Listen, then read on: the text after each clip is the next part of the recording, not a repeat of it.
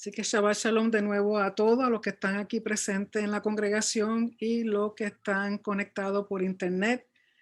Gracias por estar aquí. Soy la doctora Nereida Romero, pastora de la congregación Yeshua en el Tamid. Y en esta noche vamos a estar estudiando la porción de la Torah que se llama Mishpatim, que se puede traducir como justos juicios, justos juicios. Y antes de comenzar la parashá, vamos a hacer la bendición de la Torah, que dice: Baruch atah Adonai Eloheinu melech haolam asher bahar banu ha'amim venatan lanu et torato. Baruch atah Adonai noten haTorah. Amén. Bendito eres tú, oh Señor, Dios nuestro, Rey del universo, que nos has escogido de entre todos los pueblos y nos dio su Torah. Bendito eres tú, oh Señor, dador de la Torah. Amén. Así como iba diciendo, la porción es Mishpatim, justos juicios, y se encuentra en el libro de Éxodo, capítulo 21, verso 1 al capítulo 24, verso 18. Y hoy hay mucho que leer, quizá no de tiempo leerlo todo, pero por lo menos hablar de las cosas más importantes. Recuerden que la vez pasada estábamos leyendo que Hashem le dio lo que se llaman los 10 preceptos o los 10 mandamientos al pueblo de Israel que se encuentran al frente del monte Sinaí. Ya habíamos hablado que el monte Sinaí, Dios establece restricciones o límites, así como lo va a ver, ya vamos a ver en el tabernáculo, en el Mishkan, y luego más adelante va a ser el mismo patrón que él va a usar para el templo, donde la base de la montaña es lo que sería el atrio donde se encuentra la gente. En el medio vamos a ver que va a estar Josué, Aarón y los ancianos de Israel. Y luego en la cima, ese es lugar, sitio medio viene siendo el lugar santo. Y luego la cima de la montaña donde está Moisés con Hashem, eso sería el lugar santísimo.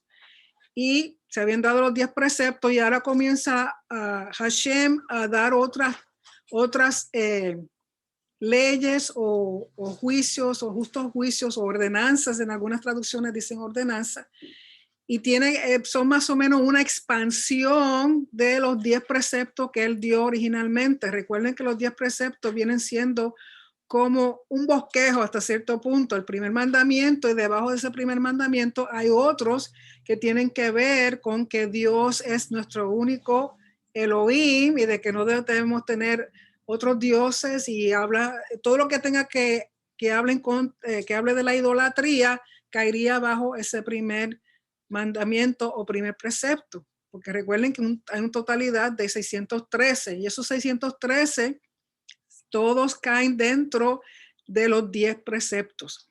Y la importancia de estos mishpatim es que tiene el propósito y la meta de crear la estructura y la función de una sociedad civil. De nuevo, el propósito y la meta de estos mishpatim es crear la estructura y la función de una sociedad civil donde haya justicia y rectitud, igualdad e equidad para todos.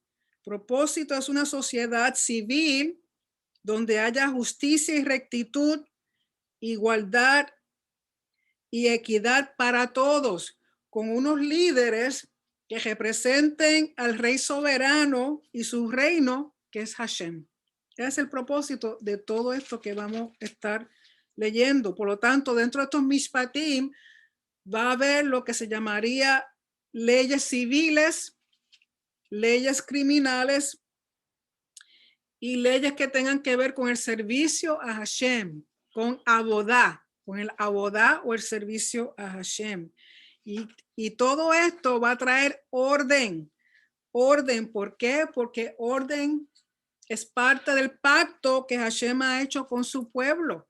Recuerden que nuestro Elohim es un Elohim de orden. Todo tiene un lugar, todo tiene un propósito, todo tiene una función específica. ¿Okay? Así que vamos al capítulo 21, verso 1, donde encontramos que Hashem comienza hablando sobre juicios o mishpatim que tienen que ver y aunque lo traducen como esclavos, leyes con respecto a esclavos, no son esclavos realmente, sino que son siervos, sirvientes. Y hay dos tipos de sirvientes. Cuando es un hebreo, el que está como siervo es una persona que ha caído en esa situación por una situación financiera, algo que no haya podido pagar. Ese individuo puede pagar con su servicio. ¿Okay? Es un servicio, es como si estuvieran alquilando un jornalero. Lo único que esa persona va a estar trabajando por un máximo de 6 años y al 7º año es dejado libre. Eso con respecto a un siervo hebreo. ¿Okay? Si es un siervo o si es un esclavo gentil, esas personas no tienen libertad. ¿Okay? Solamente está hablando de leyes que tienen que ver con servicio, con servidumbre, con los hebreos. Y comienza Hashem hablando de eso primeramente. ¿Por qué? Porque el pueblo acaba de salir de Egipto, de haber estado cientos de años como esclavos.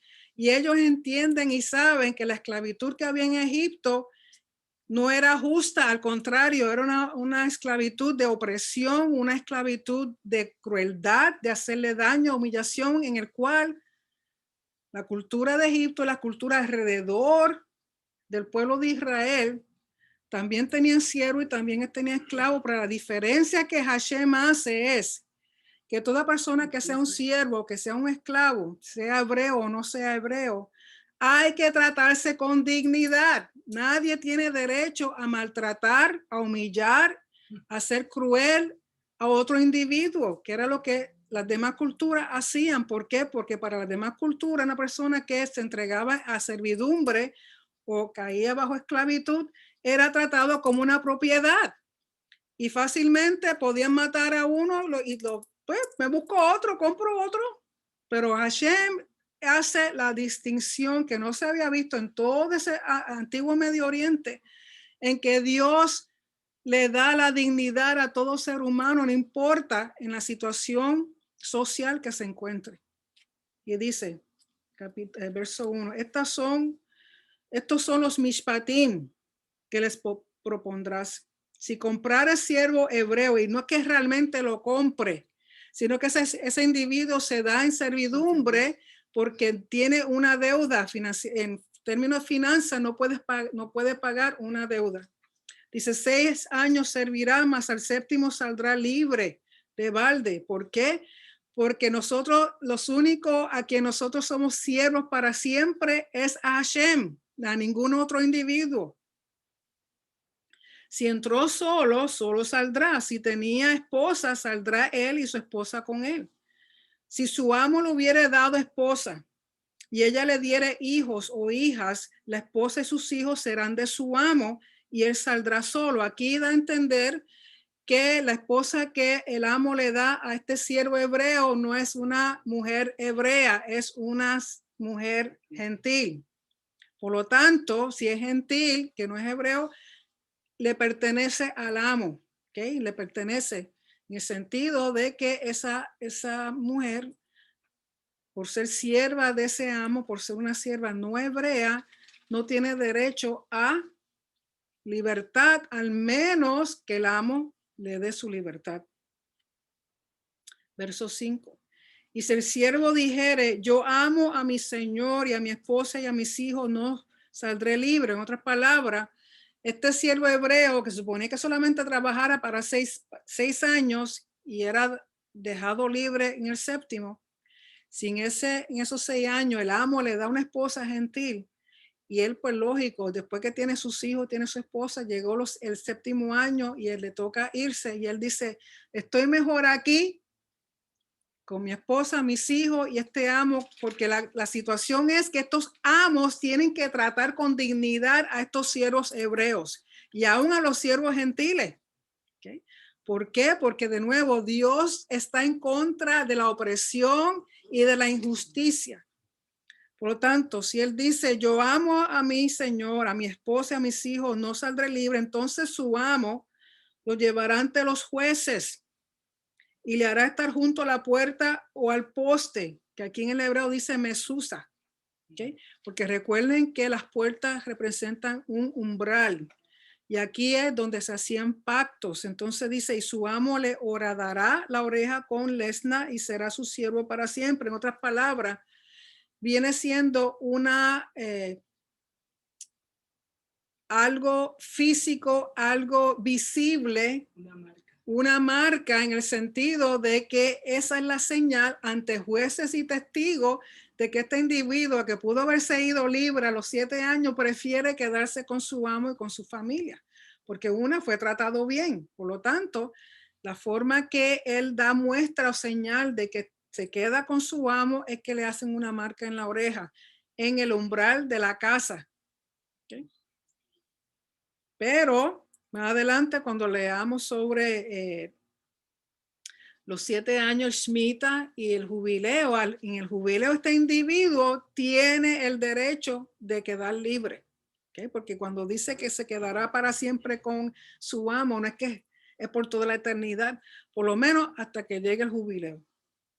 Y cuando alguno vendiere su hija por sierva, aquí es un padre que también tiene algún tipo de deuda, o en vez de darse él entrega a su hija. Y dice, no saldrá ella como salir los siervos. ¿Por qué? Porque a propósito de que cuando es un padre que da a su hija, es con la intención de que esa hija se case con ese amo o que el amo le dé a su hijo. O sea, el propósito no es tanto que entre como sierva, sino que entre con el propósito de que entra como sierva, pero con la idea de que se case. Y dice, por eso dice, no saldrá con ella como suele salir los siervos. En otras palabras, no saldrá a los 6 años, porque el propósito no es ese. Si no agradare a su señor, por lo cual no la tomó por esposa, se le permitirá que se rescate y no la podrá vender a pueblo extraño cuando la desechare. Esta palabra, si después que tiene a la muchachita no la quiere como esposa, no tiene derecho, aunque entró como sierva, no tiene derecho a venderla ni el amo ni su padre. Ella queda libre completamente y tiene derecho a que sea rescatada. En otras palabras, que un familiar venga y la rescate. Porque lo más probable es que ese padre la dio a ella por situación de finanzas. Si hay alguien, algún familiar que pague la deuda, porque el señor pues no la quiso, tampoco se la dio a su hijo como esposa, tiene derecho a que ella quede libre y nadie más puede venderla o hacerla, tratarla como una sierva. Verso 9, mas si la hubiere desposado con su hijo, hará con ella según la costumbre de las hijas. Si tomare para él otra mujer, no disminuirá su alimento, ni su vestimenta, ni el deber conyugal.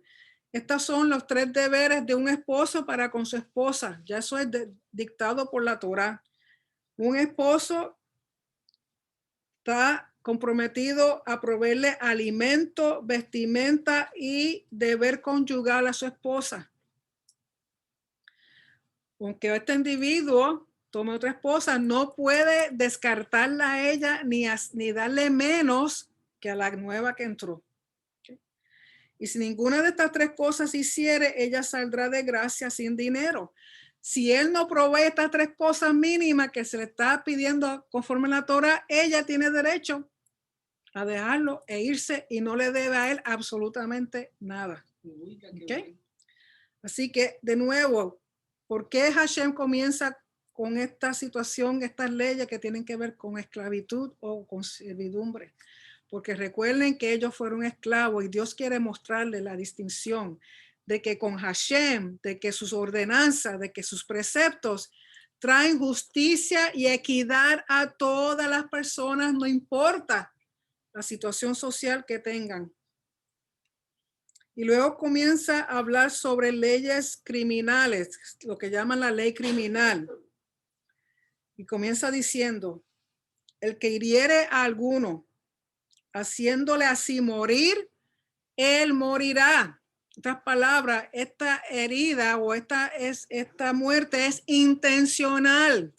Solamente una vida se paga por otra vida si es intencional, si es asesinato.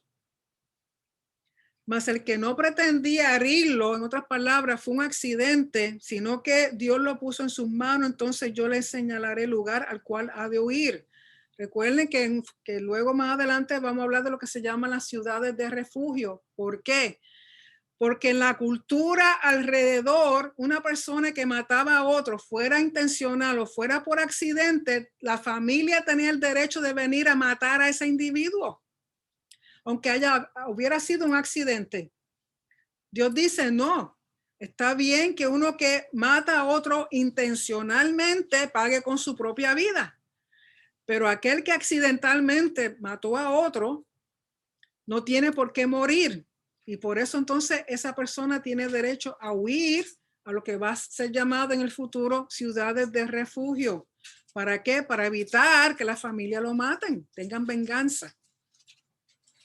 Y también me parece, no sé si aquí más adelante lo habla, otra cosa que hacían las personas era que corrían al altar de los templos y se agarraban de los cuernos del altar, porque en el altar no podías matar a nadie por lo que representaba. Pero una vez, imagínense, una persona agarra el cuerno de un altar, no va a estar ahí todo el tiempo. En algún momento tiene que soltar, en algún momento tiene que irse. Pero en el altar conseguía refugio por un temporero. Para la que saliera del altar, lo mataban. Pero si alguno se ensoberbeciere contra su prójimo, lo matare con alevosía, de mi altar lo quitarás para que muera, que es lo que estaba diciendo. O sea, que aunque se agarrara del altar, no puede quedarse ahí siempre. El castigo es muerte, o sea, vida por vida. Verso 15, el que hiriera a su padre o a su madre morirá. También una persona que hiera, maltrate, abuse físicamente de sus padres, por la Torá, ese individuo, el castigo es muerte. Recuerden que el honrar a los padres, parte de los 10 preceptos que Dios dio en el monte Sinaí. Asimismo, el que robara a una persona y la vendiere, que fue el precepto que decía que no robarás. Eso hoy día es lo que es el tráfico de humanos que existe. ¿Okay? Hoy día es eso. ¿Por qué? Porque el propósito de robarse a estos individuos es para esclavizarlos o para venderlos como esclavos. Por lo tanto, dice asimismo, el que robara a una persona y la vendiere, o si fuera hallada en sus manos, morirá. Aquí Dios lo que está tratando de mostrarle al pueblo es la dignidad del ser humano. Nadie tiene derecho a destruir otra vida. ¿Por qué? Porque todos estamos hechos a imagen y semejanza de Dios y Dios le da importancia a toda vida.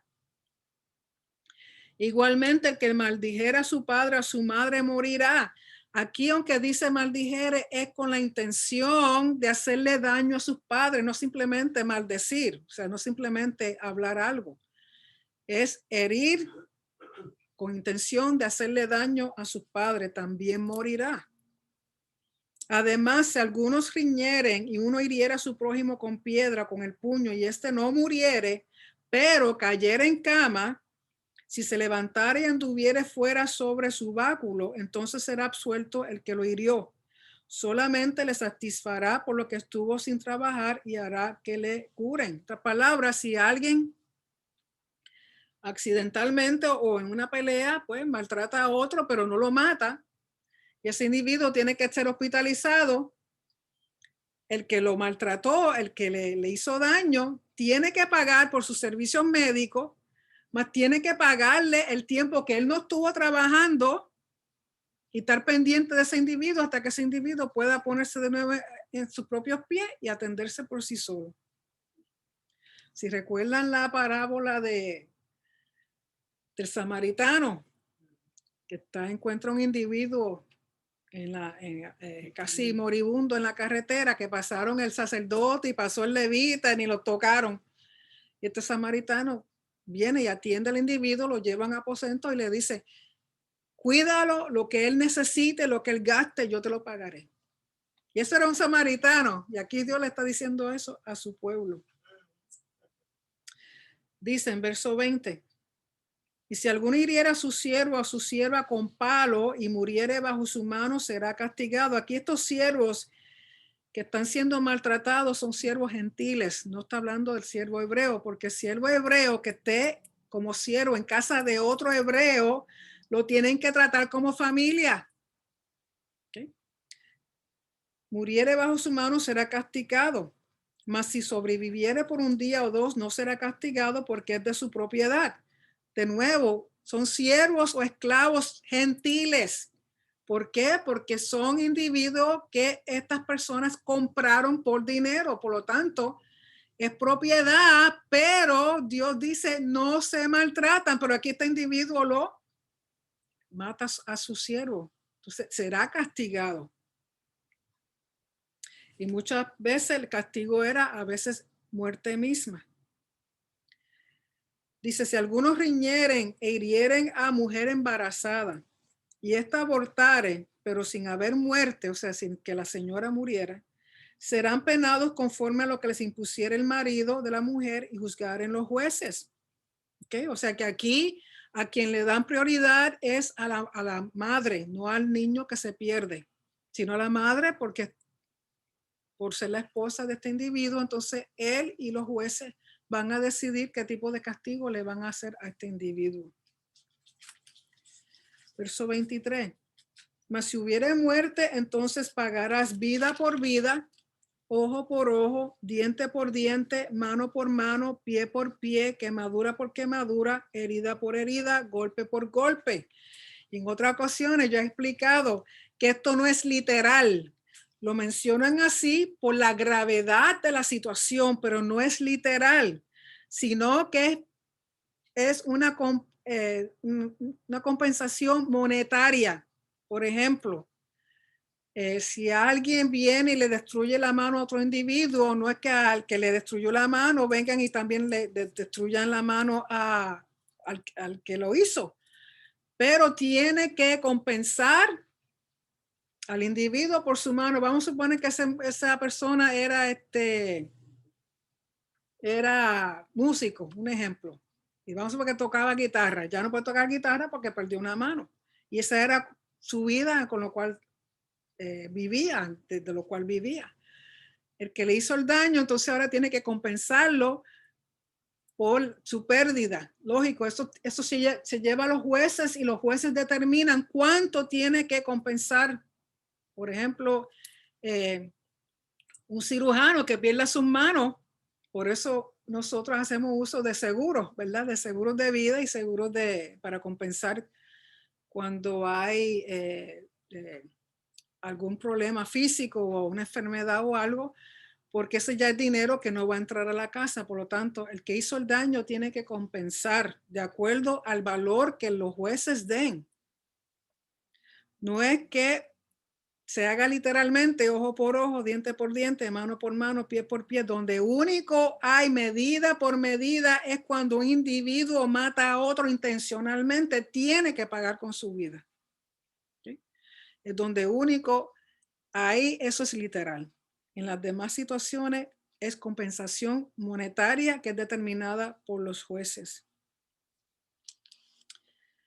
Verso 26 dice, si alguno hiriere el ojo de su siervo o el ojo de su sierva y lo dañare, le dará libertad por razón de su ojo. Aquí de nuevo son siervos hebreos.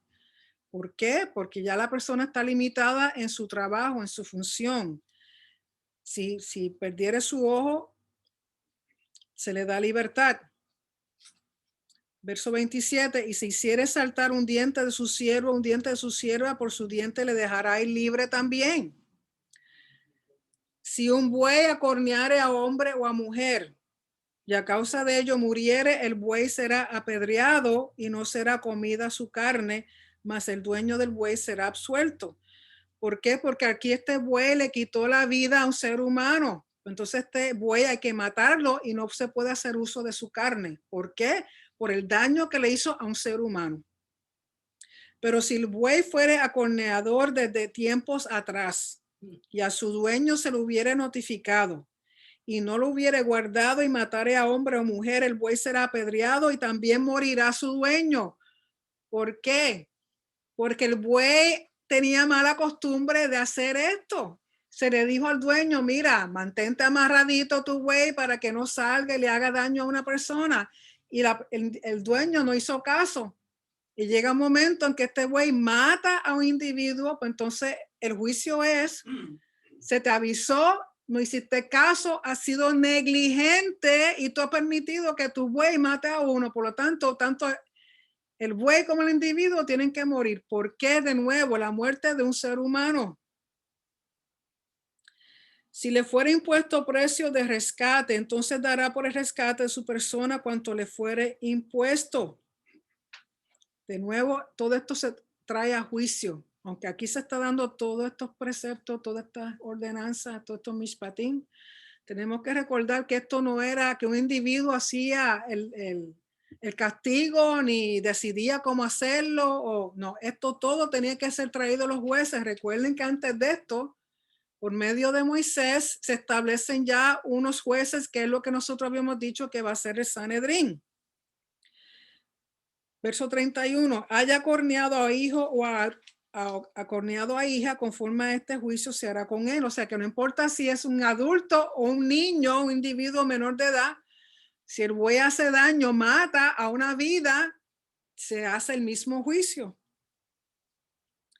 Si el buey acorneare a un siervo, a una sierva, pagará a su dueño 30 ciclos de plata y el buey será apedreado. Aquí está hablando de nuevo de siervos gentiles. ¿Por qué? Porque el valor de un siervo, de un esclavo, de un siervo gentil en aquel entonces eran 30 shekels, 30 ciclos de plata. Recuerden que por 30 ciclos de plata fue que vendieron a José y vendieron a Yeshua. ¿Ok? Y aquí entonces viene leyes de ley criminal en contra de propiedades. Primero era en contra de individuos, ahora va a ser en contra de propiedades.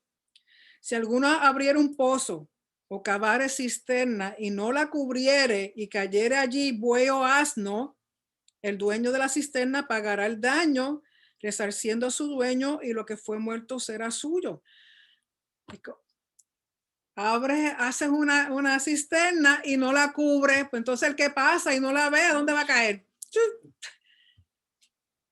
O aquí está hablando de un animal.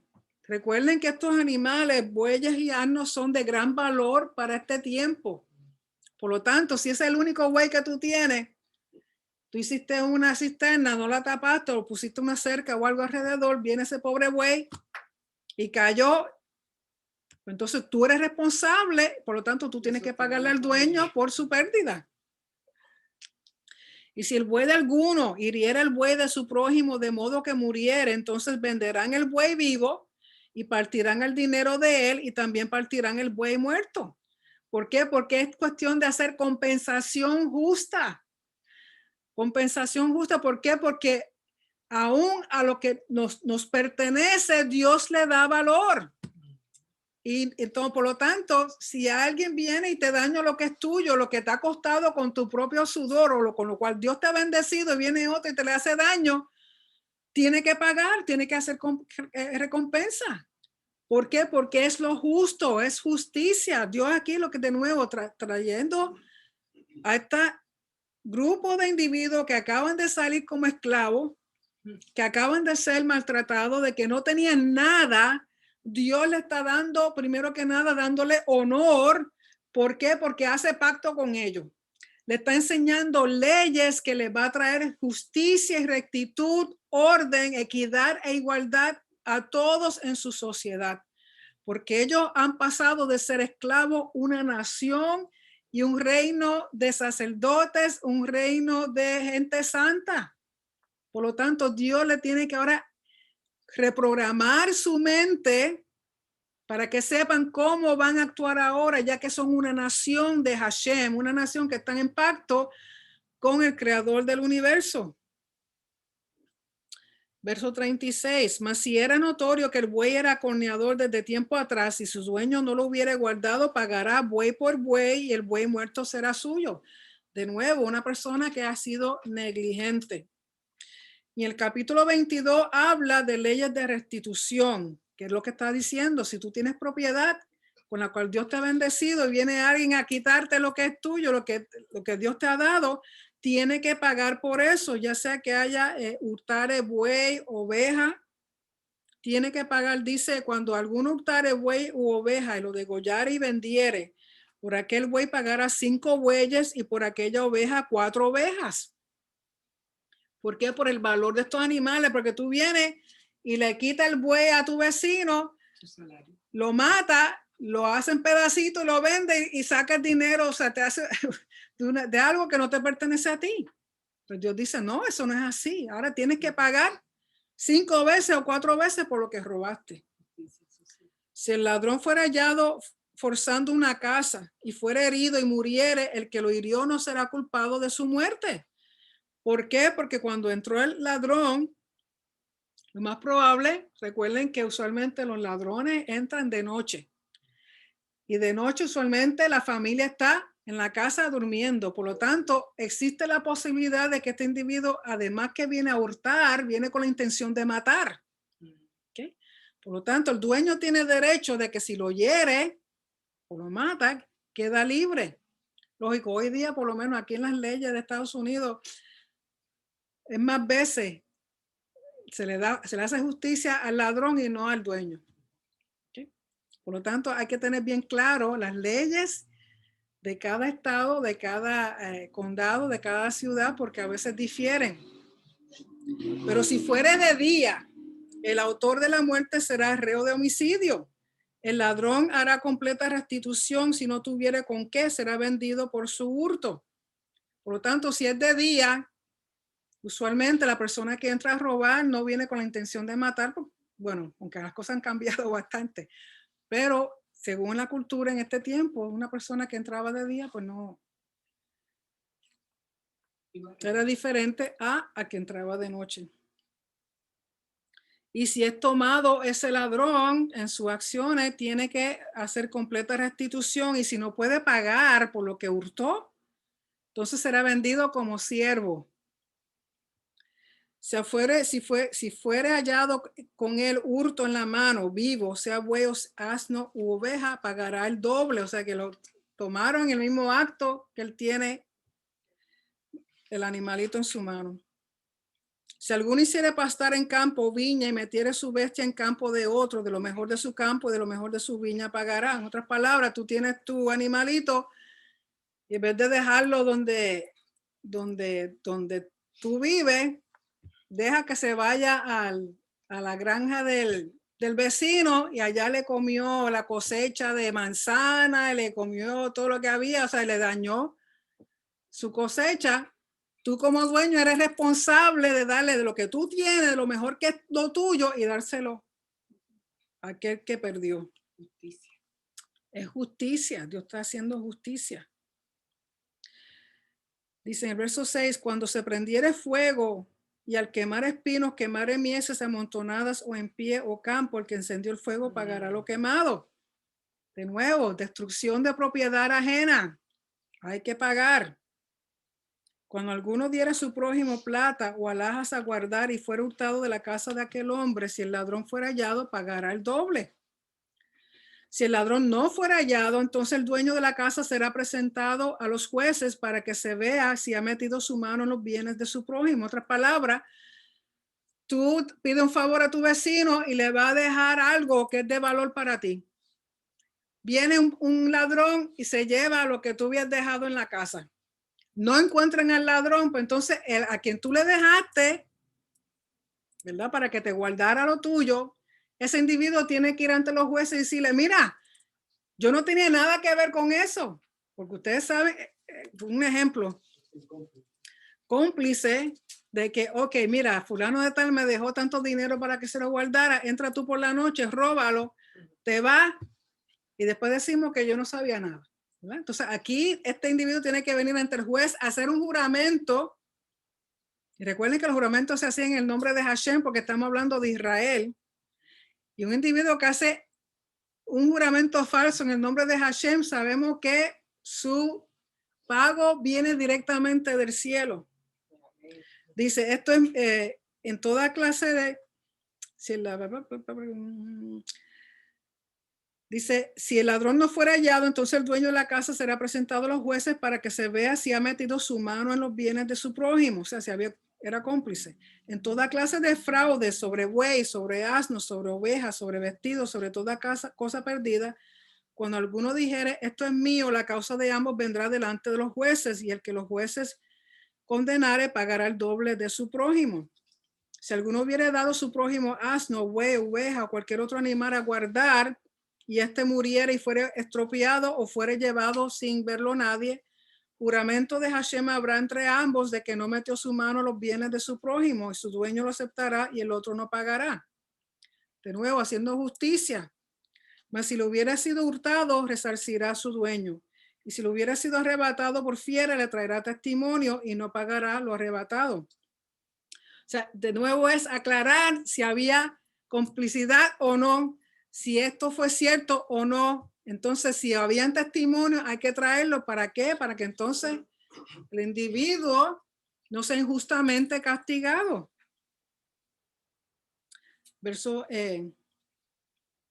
14, pero si alguno hubiera tomado prestada bestia a su prójimo y fuera estropeada o muerta, estando ausente su dueño, deberá pagarla. Si el dueño estaba presente, no la pagará.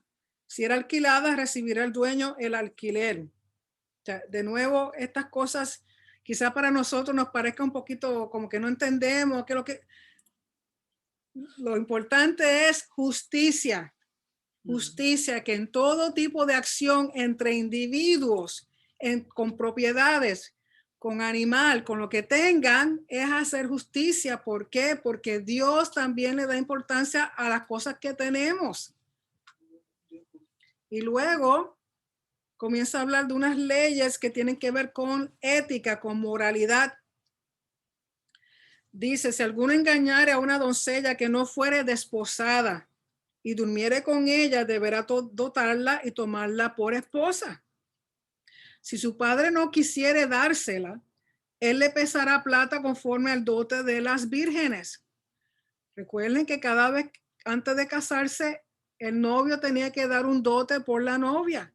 Pero si este individuo viene y toma a esta muchachita, se acuesta con ella, pues entonces se debe casar. Si el padre no quiere que la muchachita se case con ese individuo, como quiere el individuo, tiene que pagar un dote de novia. Y aquí habla de leyes que tienen que ver con cosas que son completamente prohibidas. Dice, a la hechicera no dejará que viva.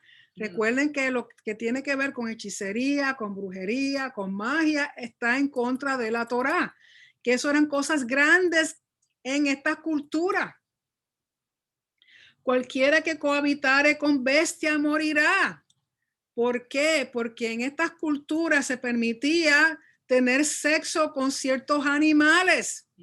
Por ejemplo, se le permitía en algunas culturas de este tiempo tener relaciones sexuales con caballos y con vacas. ¿Okay? Con otros animales no se permitía, habían leyes en contra de eso. Pero aquí Dios dice, mira, con ningún animal, con ninguna bestia, porque si no el individuo va a morir. El que ofreciere sacrificio a dioses, excepto solamente a Hashem, también será muerto. Porque eso tiene que ver, recuerden que acaban de hacer pacto con Hashem. Eso es infidelidad, eso es traición al pacto si ofrecen a otros dioses. Luego comienza a hablar de unas cosas que ninguna otra cultura de este tiempo hacía.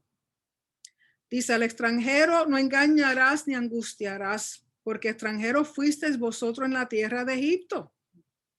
A ninguna viuda ni huérfano afligiréis. ¿Por qué? Porque estos son individuos que no tienen cobertura. Estos son individuos que no tienen protección de parte de nadie. Pero Dios es su cobertura. Y Él les dice, tú no me puedes maltratar al extranjero, ni a la viuda, ni al huérfano, porque yo soy su cobertura. No les puedes hacer injusticia, no los puedes oprimir, porque en otras culturas estas personas eran marginadas, eran maltratadas, no eran cuidadas, no les daban auxilio en nada. Recuerden que aún la escritura, muchas de las escrituras de Pablo, había un sistema de ayudar a las viudas. La comunidad era responsable de las viudas. Si eran viudas mayores, mayor de edad, la comunidad era responsable por esas viudas. Si eran viudas jóvenes, Pablo le dice, mamita, vete a trabajar y si te consigo otro esposo, te casas, que te mantenga a él, porque está joven todavía. Pero aquellas que eran ancianitas, era responsabilidad de la comunidad cuidar de ellas. Verso 23, porque si tú llegas a afligirles y ellos clamaren a mí, ciertamente oiré su clamor y mi furor se encenderá y os mataré a espada y vuestras esposas serán viudas y huérfanos vuestros hijos. ¿Okay? Porque la cuestión es, sobre todo ustedes, personas que saben lo que es ser maltratado por otro, que saben lo que es ser humillado por otro, que saben lo que es ser oprimido por otro y no tiene quien te defienda. Hashem es tu defensor. Hashem es el que te cuida, el que te protege, porque estás en pacto. Tú dices, Padre, me han hecho injusticia. Y Dios tiene que escuchar y hacerte justicia. Sobre todo si eres viuda, si eres huérfano o si eres extranjero. Cuando prestares dinero a uno de mi pueblo, al pobre que está contigo, no te portarás con él como logrero, ni impondrás usura. No abusar del pobre. Hoy día aquí en nuestra sociedad, una persona toma un préstamo y porque son pobres o quizás no tengan un buen ingreso o no tengan buen crédito, el interés que le ponen es una cosa espantosa. Y Dios dice, tú no puedes hacer eso. Tienes que hacer justicia, tienes que ser justo, sobre todo con aquel que es pobre. Si tomares en prenda el vestido de tu prójimo a la puesta del sol, se lo devolverás. Aquí es, durante este tiempo, esta cultura, la gente no tenía mucha ropa. No iban a Walmart, ni iban a Costco, ni iban a JCPenney, ni tenían un closet lleno de ropa, de zapatos, de carteras. No. Usualmente lo que tenían era una sola túnica. Y esa túnica le servía no solamente para abrigarse durante el día, sino también de noche, para protegerse del frío. Por lo tanto, si una persona le dejaba su túnica como una garantía por un préstamo, por cualquier cosa, era responsable de aquel que tomaba esa prenda antes de que cayera el sol, devolvérsela para que pudiera calentarse por la noche. De nuevo, justicia. Porque el verso 27 dice, porque solo eso, su cubierta es su vestido para cubrir su cuerpo, en que dormirá. Y cuando él clamare a mí, yo le oiré porque soy misericordioso. Amén. Dice, no injuriarás a los jueces ni maldecirás al príncipe de tu pueblo. ¿Por qué? Porque estos jueces y estos líderes, conforme a la Torá, ellos están representando a Hashem. Por lo tanto, si ellos están haciendo lo que tienen que hacer, tú no tienes derecho, vamos a suponer que va donde un juez y lo que dictó el juez no te gustó. No, eso no te da derecho a ti a maldecirlo porque no te gustó el juicio que hizo. Si Dios lo puso ahí como juez o lo puso como líder, tú tienes que respetar siempre y cuando ese juez y ese líder estén caminando conforme a la Torá. Porque si no lo están haciendo conforme a la Torá, ya entonces allá usted con lo que dice. No demorarás la primicia de tu cosecha ni de tu lagar. Me darás el primogénito de tus hijos. En otras palabras, el compromiso que uno tiene con el Señor con respecto a las primicias, con respecto a los primogénitos, uno no puede tardar en responder, en darle lo que le pertenece a Dios. Si tienes primicia, lógico, aquí eran cosechas. Si tienes una cosecha, no diga, ay, no, para el próximo Shabbat lo llevo. Ay, no, se me olvidó. O sea, no demores tu compromiso para con Hashem. Dice, lo mismo hará con el de tu buey y de tu oveja.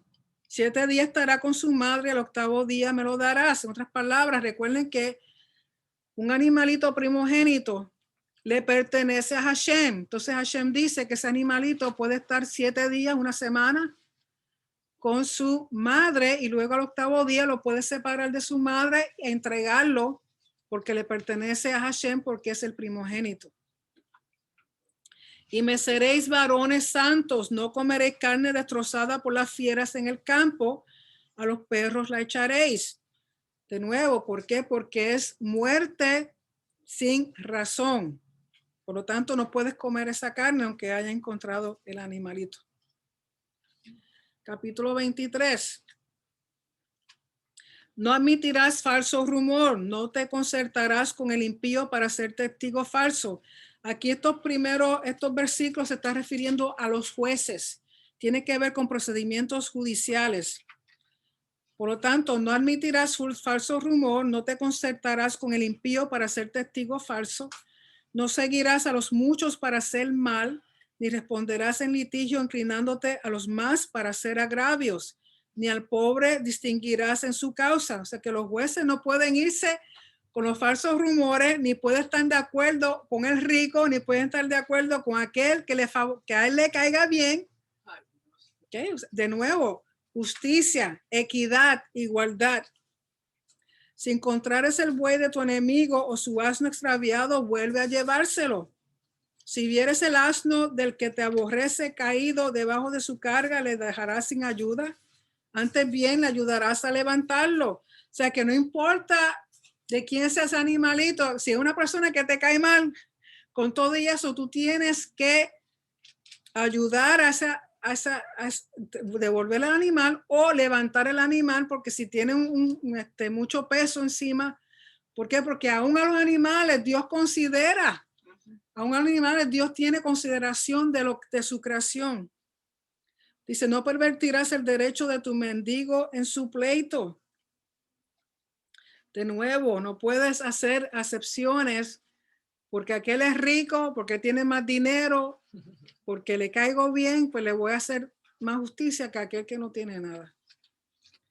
De palabra de mentira te alejarás y no matarás al inocente y justo, porque yo no justificaré al impío. Ustedes saben, sobre todo hoy día en muchos juicios que se hacen, mucha gente inocente va a cárcel y el que es malo queda fuera. ¿Por qué? Porque se tiene dinero para conseguirse los mejores abogados y hacer trampa y hacer cosas, y sabemos que hoy día lamentablemente estas cosas se hacen. No recibirás presente porque presente ciega a los que ven y pervierte las palabras de los justos. Y no angustiarás al extranjero porque vosotros sabéis cómo es el alma del extranjero, ya que extranjero fuisteis en la tierra de Egipto. Y luego comienza a hablar de cosas que tienen que ver con servicio a Hashem, con abodá a Hashem. Dice, 6 años sembrarás tu tierra y recogerás su cosecha. Mas el séptimo año, que es el Shemitah, la dejarás libre para que coman los pobres de tu pueblo, y de lo que quedare comerán las bestias del campo. Así harás con tu viña y con tu olivar. O sea, personas que tenían terreno, que sembraban, podían hacerlo por 6 años, por el séptimo año, ese terreno se tenía que dejar libre para que todos participaran y pudieran comer de él. En otras palabras, tanto los pobres, tanto los individuos, cualquier cosa que cosechara, que naciera de por sí, durante el séptimo año las personas podían hacer uso de ello, incluyendo los animales. Y esto es parecido al 6 días trabajarás y al séptimo día reposarás, el Shabbat. También la tierra merece un Shabbat cada 7 años. Sabemos que por el pueblo de Israel no hacer eso, fue llevado a Babilonia por 70 años, porque Dios le dijo, no dejaste descansar la tierra, ahora va a descansar porque tú no vas a estar. Porque aún a la tierra Dios le hace justicia. Dice, ¿por qué el Shabbat? Para que descanse tu buey y tu asno y tome refrigerio el hijo de tu sierva y el extranjero. Y todo lo que os he dicho, guardadlo. Y nombre de otros dioses no mentaréis ni se oirá en vuestra boca. ¿Por qué? Porque se ha hecho pacto exclusivo con Hashem. Y tú, el hablar de otros dioses está trayendo infidelidad. Es como si la esposa de alguien estuviera hablando de otro en la casa todo el tiempo. Ay, papi, si tú supieras que fulano esto, aquello y lo otro, y siempre fulano aquello y lo otro, y fulano y... Caramba, ¿qué pasa? Aquí hay algo, aquí hay ratón muerto, aquí pasa algo. De igual manera con Hashem no podemos estar hablando de otras cosas porque es infidelidad, es traicionar el pacto. No podemos hablar de otros dioses, darle honor a cosas que no son Elohim. Y dice, 3 veces en el año me celebraréis fiesta. La fiesta de los panes sin levadura guardarás, Pesaj, que incluye los 7 días de panes sin levadura. 7 días comerás los panes sin levadura, como yo te mandé en el tiempo del mes de Aviv, porque en él saliste de Egipto, y ninguno se presentará delante de mí con las manos vacías. En otras palabras, a las fiestas se traían ofrendas específicas. Nadie podía venir a estas fiestas con las manos vacías, sin la ofrenda que Dios había requerido. Y hoy día también es lo mismo. Dice, también la fiesta de la siega, los primeros frutos de tus labores que hubieras sembrado en el campo, y la fiesta de la cosecha a la salida del año, cuando hayas recogido los frutos de tus labores del campo. Así que Pesaj, la Pascua, Shavuot y Sukkot, esas son las 3 fiestas en las cuales Dios dice que hay que presentarse en Jerusalén delante de él en el templo. Lógico, hoy día no está el templo, pero cuando estaba el templo, esas eran 3 fiestas que eran obligatorias, que había que asistir. Dice, 3 veces en el año se presentará todo varón delante de Hashem el Señor. Otras palabras, aunque dice varones, se sobreentendía que era el varón con toda su familia. Venían y se presentaban durante estas 3 festividades al año. ¿Por qué? Porque recuerden que él es nuestro soberano, y es como cada que cierto tiempo decir presente, como recordar cada 3 veces que él es nuestro soberano, que nosotros somos sus siervos. Dice, no ofrecerás con pan leudado la sangre de mi ofrenda, ni la grosura de mi víctima quedará de la noche hasta la mañana. De nuevo, cuando se traía pan, era una de las ofrendas que se traía al templo, no se podía usar levadura. Y tampoco habían ciertas ofrendas que no se podían dejar de una noche para el otro día, había que comérsela el mismo día que se hacía la ofrenda. La primicia de los primeros frutos de tu tierra traerás a la casa de Hashem tu Dios. Tan pronto se cosechaban esas primicias, o se traían durante estas fiestas, o cuando el individuo podía traerla al templo. Y luego este comentario dice, no guisarás el cabrito en la leche de su madre. Mucho, conforme los comentarios, si usted sabe, el judío no come carne y queso a la misma vez. Por ejemplo, un judío jamás lo va a ver comiéndose un cheeseburger, un hamburger con queso a la misma vez. Ellos no mezclan lácteos con carne. Y está basado en este verso, pero resulta que este verso ha sido mal interpretado. Es una tradición rabínica y no un mandamiento. Esa tradición hoy día se ha convertido en un mandamiento. Esto estaba relacionado con idolatría, porque las culturas en aquel tiempo, recuerda que está hablando de las fiestas, y la última fiesta en la cual uno tenía que presentarse era en Sukkot, que es la fiesta final del año, donde se traían todas las cosechas de los productos a final de año.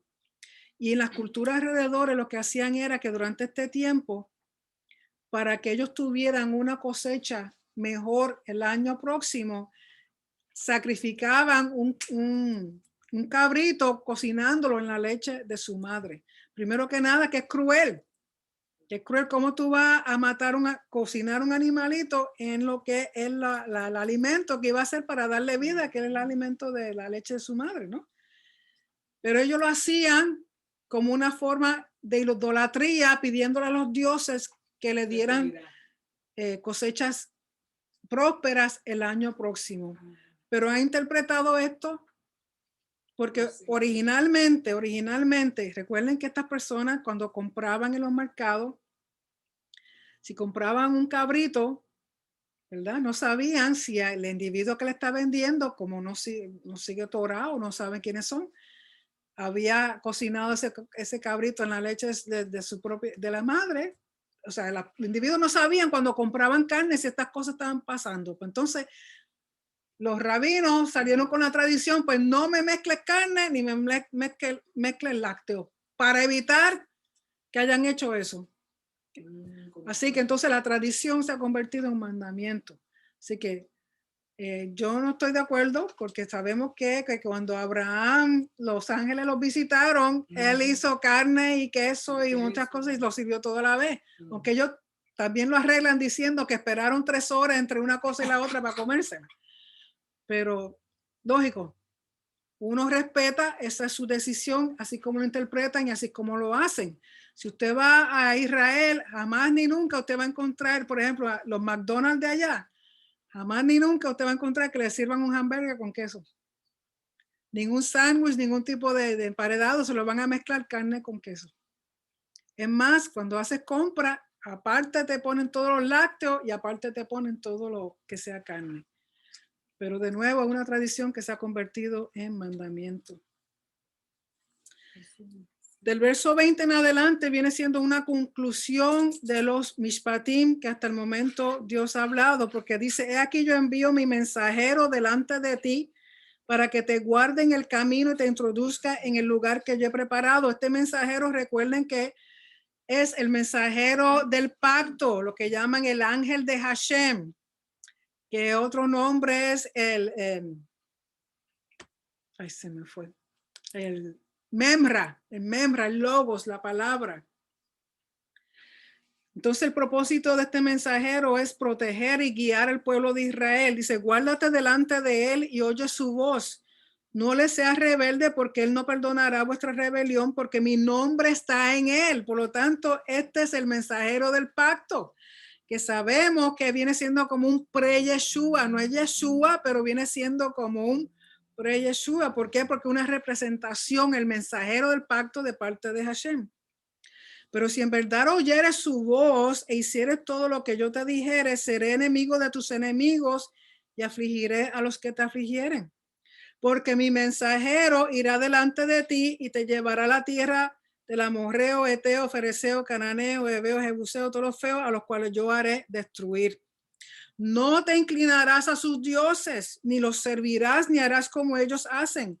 Antes los destruirás del todo y quebrarás totalmente sus estatuas, porque recuerden que van a ser llevados a tierra en la cual viven otras culturas que son grandes en idolatría y dioses paganos. Dice, no hagas como hacen ellos, tienes que destruirlo, porque si no te vas a mezclar y va a ser igual.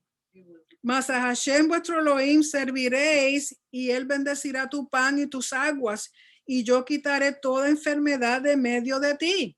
Si obedeces y no te mezclas, si no te asimilas con estas naciones que tienen dioses paganos, que hacen brujería, hechicería, que están metidos en idolatría, pues mira, yo te voy a bendecir. Mi ángel, mi mensajero va a estar contigo, amén, guiándote, guardándote, bendiciéndote.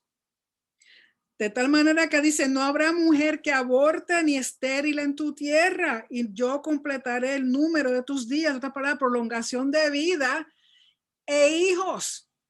Porque recuerden que son los hijos los que sostienen y mantienen el pacto.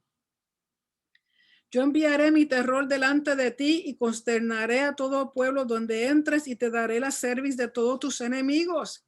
Enviaré delante de ti la avispa, que eche fuera al hebeo, el cananeo, al eteo delante de ti. Es interesante que había un tipo de avispa en esta cultura, en este tiempo, en que a veces eran tantas y tantas las que venían, que las personas a veces tenían que abandonar sus casas porque se les llenaba la casa y no había forma de sacarla. Era una avispa bien venenosa. Por lo tanto, el Señor dice, mira, te envío la avispa, y de ahí fue que José Luis sacó la canción de la avispa. Dice, no los echaré delante de ti 1 año, para que no quede la tierra desierta y se aumenten contra ti las fieras del campo. Imagínense, si ellos entran y no hay habitantes, va a estar lleno de fieras de animales. Poco a poco los echaré delante de ti hasta que te multipliques y tomes posesión de la tierra.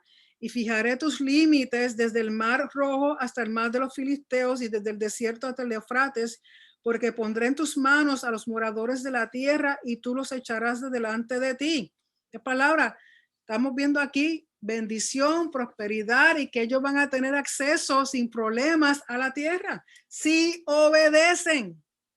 Dice, no harás alianza con ellos ni con sus dioses. ¿Por qué? Porque has hecho alianza con Hashem. Ya has hecho pacto con Hashem. Si haces alianza con ellos, con la gente de ahí, estás cometiendo traición, que es la palabra ma'al. Dice, en tu tierra no habitarán, no sea que te hagan pecar contra mí sirviendo a sus dioses, porque te será tropiezo. Si no los eliminas, elimina sus ídolos, te van a hacer tropiezo. Y el capítulo 24 tiene que ver con la ceremonia del pacto. Ya aquí es hacer una ceremonia, un rito oficial de confirmación del pacto. Dice, dijo Hashem a Moisés, sube ante Hashem tú y Aarón, Nadab y Abiú y 70 de los ancianos de Israel y os inclinaréis desde lejos. Recuerden que Moisés es el que va a la cima y en el medio de la montaña, que viene siendo el lugar santo, van a estar Aarón, Nadab, Abiú y los 70 ancianos. Pero Moisés solo se acercará a Hashem y ellos no se acerquen ni sube el pueblo con él. Y Moisés vino y contó al pueblo todas las palabras de Hashem y toda la Torá. Y todo el pueblo respondió a una y dijo, haremos todas las palabras que Hashem ha dicho. Esto lo han dicho ya 3 veces. Y Moisés escribió todas las palabras de Hashem y levantándose de mañana edificó un altar al pie del monte. ¿Por qué un altar? Porque representa la autoridad y la soberanía de Hashem. Y 12 columnas según las 12 tribus de Israel, columnas que van a ser pilares testimoniales del pueblo de Israel. Y envió jóvenes de los hijos de Israel, los cuales ofrecieron holocaustos y becerros como ofrendas de paz a Hashem.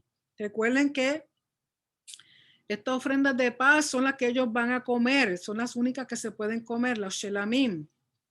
Y Moisés tomó la mitad de la sangre y la puso en tazones y esparció la otra mitad de la sangre sobre el altar. Recuerden que no puede haber un pacto oficial sin que haya sangre. Por lo tanto, la sangre de estos animalitos que están siendo ofrendados, Moisés la toma, mitad de la sangre en unos tazones y la otra mitad la salpica sobre salpica sobre el altar, porque el altar representa a Hashem. Y esa sangre es la que va a unir a Hashem con el pueblo, va a unificar, a confirmar el pacto. Por lo tanto, él dice, y tomó el libro del pacto. Recuerden que él estaba escribiendo lo que Hashem le había dicho y lo leyó a oídos del pueblo, el cual dijo, haremos todas las cosas que Hashem ha dicho y obedeceremos. Ya esa es la 3ª vez que lo dicen. Entonces Moisés tomó la sangre y roció sobre el pueblo y dijo, he aquí la sangre del pacto que Hashem ha hecho con vosotros sobre todas estas cosas. Recuerden que eso es lo mismo que dice Yeshua, esta es mi sangre del pacto. ¿Por qué? Porque es la sangre lo que confirma, lo que establece, lo que hace permanente el pacto. Por eso el altar representa a Hashem y por eso Moisés pone sangre sobre el altar y rocea al pueblo, está uniendo a ambos en un solo pacto.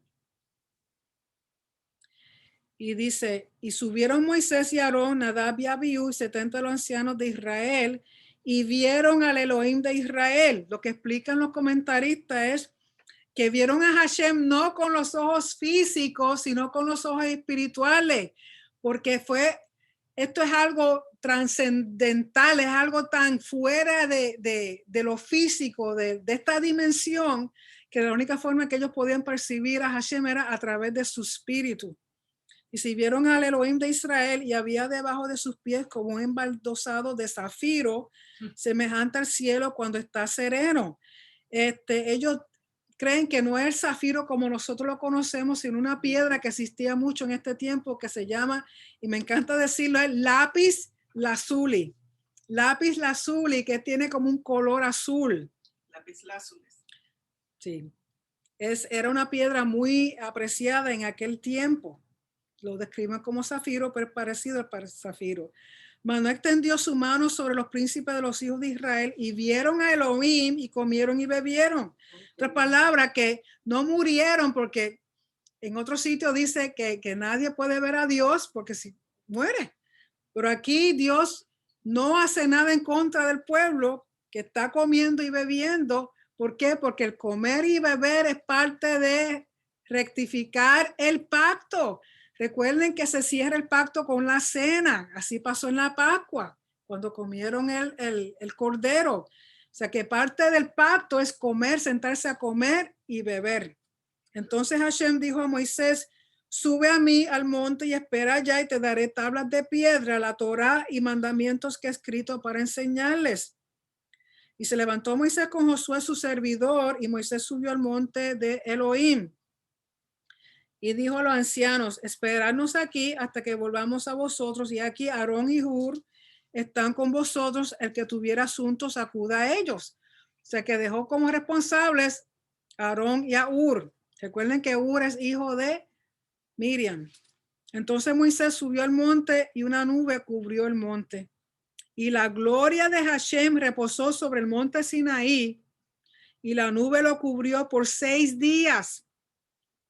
Y al séptimo día llamó a Moisés de en medio de la nube. ¿Por qué? Porque esos 6 días le está dando preparación a Moisés para ver lo que va a ver, para presenciar lo que va a presenciar, porque Moisés va a tener el privilegio de entrar directamente al trono de Hashem, a ver el templo celestial, porque va a ser el modelo para lo que van a hacer en el desierto, que es el tabernáculo. Por lo tanto, Moisés está en esa nubecita por 6 días. Mira, yo no puedo imaginar lo que está viendo, lo que está sintiendo. Y al séptimo día, entonces, que Hashem lo llama, porque recuerden que el número 7 tiene que ver con perfección, con santidad, con el templo. Y la apariencia de la gloria de Hashem era como un fuego abrasador en la cumbre del monte a los ojos de los hijos de Israel. O sea que la presencia de Dios visible, cuando las personas miraban al monte, lo que veían era un fuego. Y ahí adentro es que está Moisés. Y entró Moisés en medio de la nube y subió al monte. Y estuvo Moisés en el monte 40 días y 40 noches. O sea que para Moisés quizás fue como un día o minutos, horas, porque yo no puedo imaginarme esa presencia de que Moisés entra directamente al trono de Hashem, entra directamente al templo celestial y está 40 días y 40 noches como si nada, porque él ahí no está comiendo y bebiendo, él está escuchando todo lo que Hashem le está enseñando, porque él es el mediador entre el pueblo y Hashem, y va a traerle esa palabra al pueblo. Pero él va a estar ahí por 40 días y 40 noches, y sabemos que no es la primera vez que va a estar ahí así, tantos días. Esa es la primera etapa. Por lo tanto, con eso se concluye la porción. Si vamos a tomar, a ver, un tiempito para preguntas, si hay alguna.